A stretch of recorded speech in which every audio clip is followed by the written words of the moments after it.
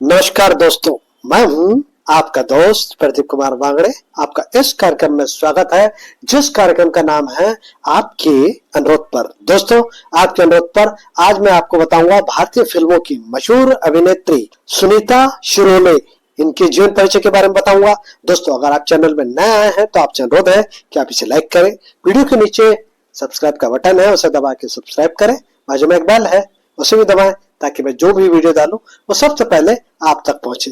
तो चलिए दोस्तों, मैं आज आपको बताऊंगा सुनीता शिरोले, इनके जीवन परिचय के बारे में बताऊंगा।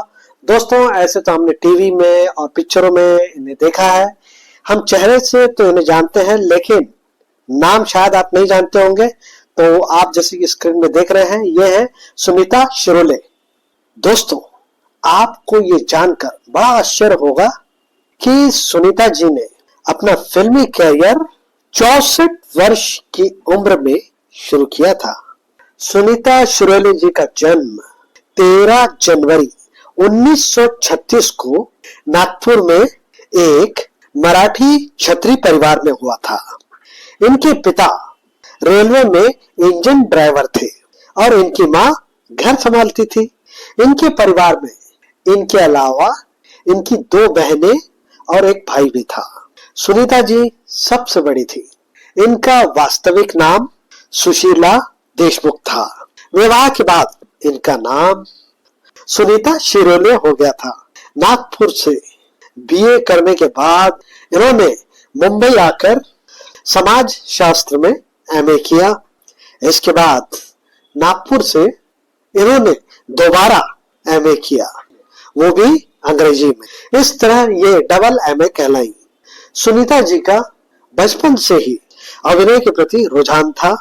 वो नवरात्रि और दशहरे पर होने वाले सांस्कृतिक प्रोग्रामों में हिस्सा लिया करती थी, अभिनय करती थी और गाती भी थी। ये सारे गुण उनमें उनकी मां से आए थे। हालांकि इनके पिता उनकी इन रुचियों के खिलाफ थे। सुनीता जी बचपन में ही बाल कलाकार के तौर पर थिएटर ग्रुप से जुड़ गई और स्कूल कॉलेजों में लगातार नाटकों में हिस्सा लेती रही। उन्होंने अपनी एक बांग्ला भाषी सहेली से बांग्ला भी सीखी और बंगाली नाटक भी किए। उन्होंने संस्कृत और मारवाड़ी नाटक भी किए। एमए करने के बाद सुनीता जी एक कॉलेज में समाज शास्त्र पढ़ाने लगी।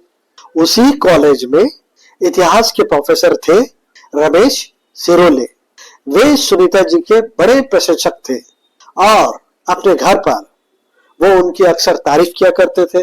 रमेश जी के बड़े भाई का नाम था जय कृष्ण शिरोले, जो उदयपुर के कॉलेज में अंग्रेजी पढ़ाया करते थे। रमेश जी की बातें सुन सुनकर सुनीता जी के प्रति उनके मन में जिज्ञासा पैदा हो गई थी। आखिरकार एक दिन उन्होंने सुनीता जी को देखा और दिल हार बैठे। मैं इसी लड़की से शादी करूंगा, ऐसा ऐलान उन्होंने घर पे कर दिया। वे सुनीता जी से मिले। सुनीता जी से उनकी दोस्ती हो गई, जो प्यार में बदल गई और उन्होंने सुनीता जी से शादी कर ली। ये विवाह उनके लिए उनके जीवन में एक तूफान लेके आया।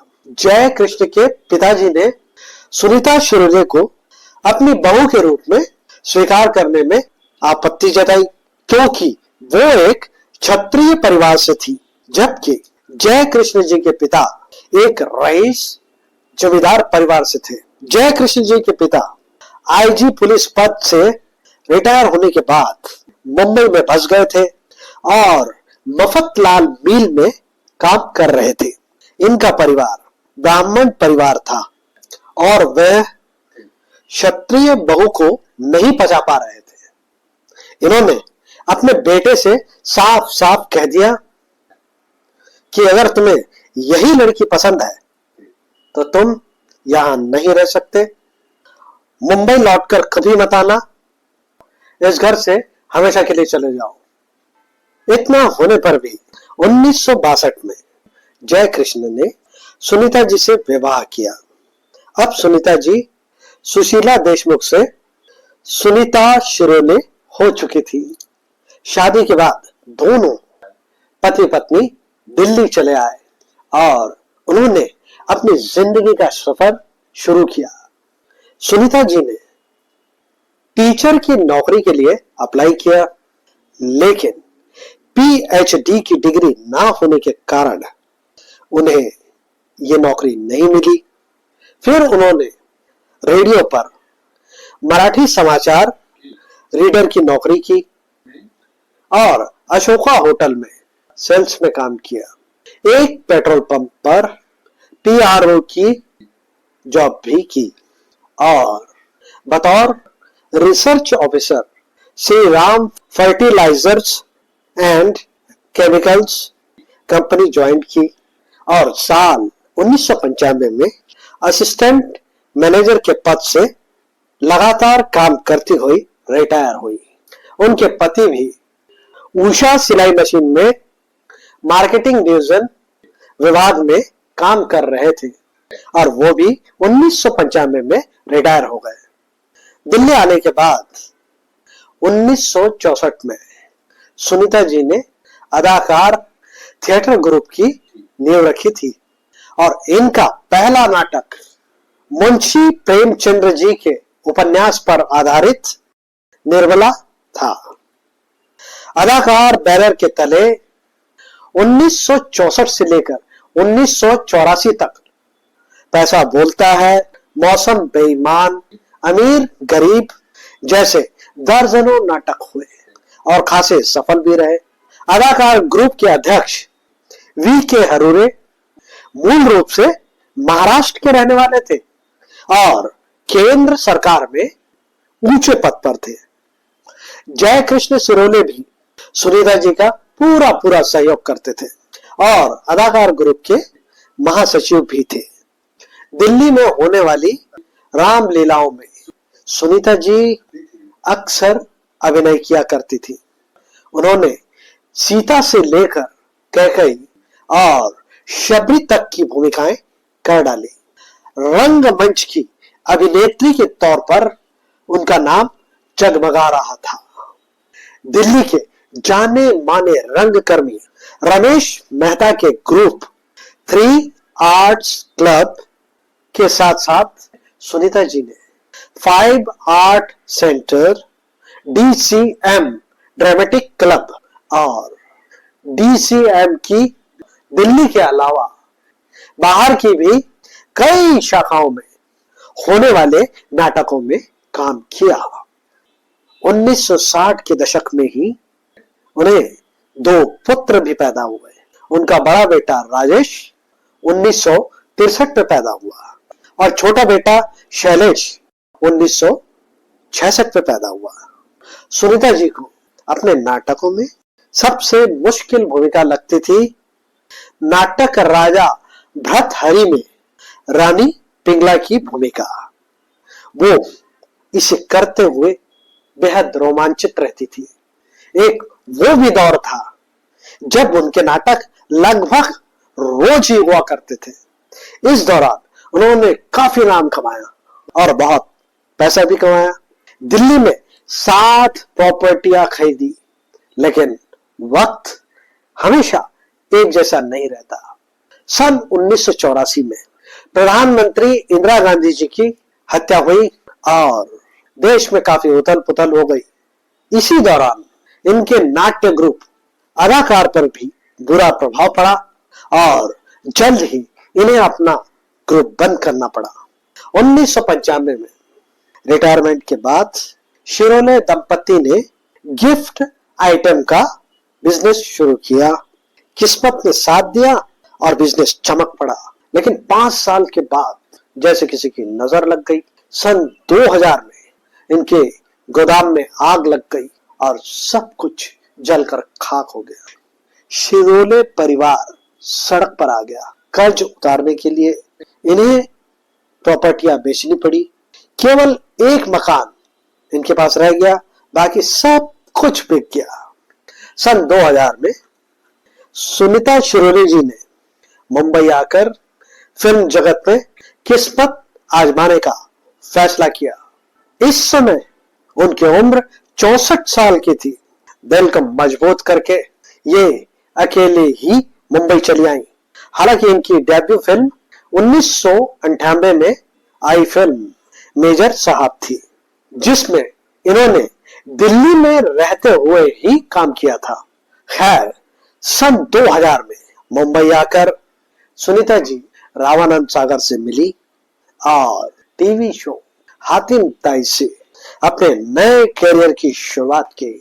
और फिर अंधेर नगरी, चौपट राजा, किस देश में है मेरा दिल, कयामत कोई आने को है और क्राइम पेट्रोल जैसे कई सीरियल इनकी झोली में आ गिरे। फिल्मों का सिलसिला भी शुरू हो गया। उतरन और दिल है तुम्हारा इनकी शुरुआती फिल्में थी। दिल है तुम्हारा सन 2002 में रिलीज हुई, लेकिन यह हैरान रह गई कि फिल्म से इनका काम निकाला जा चुका था। खैर, कोई बात नहीं, इनके हाथों में तब भी कई फिल्में थी। फिर आई फिल्म बजरंगी भाईजान, जिसमें ये करीना कपूर की दादी बनी थी। फिर तो लाइन से फिल्में आने लगी।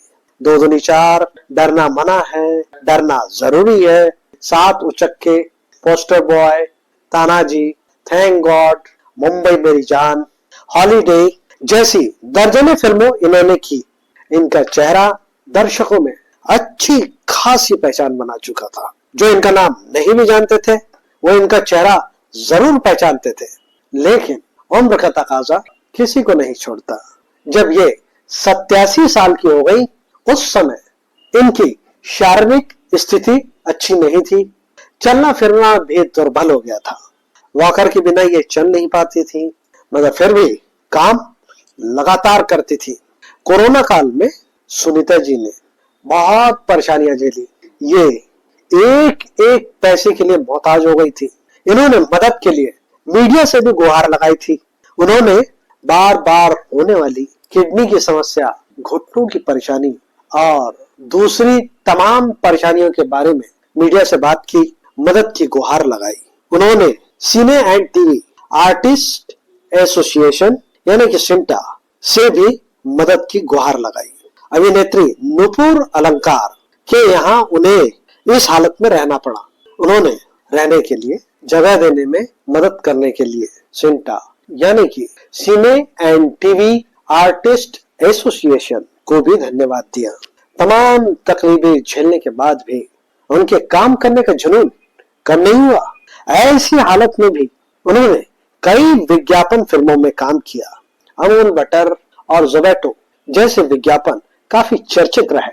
सुनीता जी के पति जय कृष्ण शिरोरे जी साल 2003 में संसार को अलविदा कह चुके थे। इनके दोनों पुत्र अपने पत्नी और बच्चों के साथ दिल्ली में ही रहते हैं। बड़े बेटे राजेश का गिफ्ट आइटम का बिजनेस है और छोटे बेटे शैलेश का एक प्राइवेट कंपनी में अच्छा खासा जॉब है। सुनीता शिरोले जी, जिनका नाम कभी सुशीला देशमुख था, मराठी परंपरा के अनुसार विवाह के बाद सुशीला जी सुनीता हो गई। इस बहादुर अभिनेत्री का सन 2025 में 2 मार्च को निधन हो गया। देर से कैरियर की शुरुआत करने पर भी इन्होंने लगन और मेहनत से वो कर दिखाया जो इस उम्र में किसी के लिए भी सोचना भी संभव नहीं है। दोस्तों, चलते चलते एक बार मैं आपको फिर से बता दूं, सुनीता शिरोले जी का जन्म 13 जनवरी 1936 को नागपुर में हुआ था। इनका विवाह 1962 में जय कृष्ण शिरोले जी से हुआ था और 2 मार्च सन 2025 को लगातार काम करते हुए सुनीता शिरोले जी ने इस संसार को अलविदा कह दिया। इनके किए हुए कुछ मशहूर कार्यों के बारे में मैं संक्षिप्त में आपको बताता हूँ।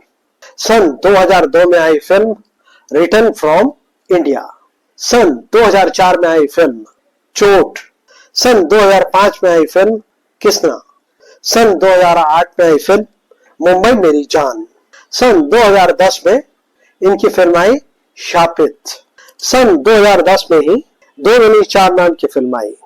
सन 2011 से 2013 तक इन्होंने मशहूर धारावाहिक मिसेस कौशिक की 5 बहुएं में 20 से ज्यादा एपिसोड में काम किया।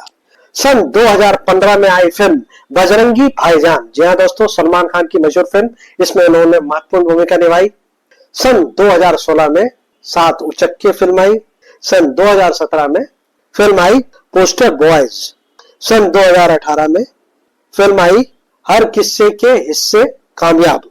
2019 में आई फिल्म मेड इन चाइना। 2020 में आई फिल्म सब कुशल मंगल। 2020 में ही इन्होंने जन तारा सबका नंबर आएगा धारावाहिक में काम किया। 2021 में 12 o'clock फिल्म में काम किया। 2011 से 2021 क्राइम पेट्रोल में 15 से अधिक एपिसोड में काम किया। 2021 में इनसाइड एज धारावाहिक में इन्होंने काम किया। सन 2022 में गिल्टी माइंड में धारावाहिक में काम किया। सन 2022 में थैंक गॉड फिल्म आई। सन 2023 में गणपत फिल्म आई और सन 2024 में द लिटिल थीफ फिल्म आई। तो उम्मीद करता हूं दोस्तों मैंने आपको जो जानकारी दी है वो आपको जरूर अच्छी लगी होगी। तो इसी के साथ अपने दोस्त प्रदीप कुमार बांगड़े को इस कार्यक्रम से जाने की इजाजत दीजिए। नमस्कार, जय हिंद।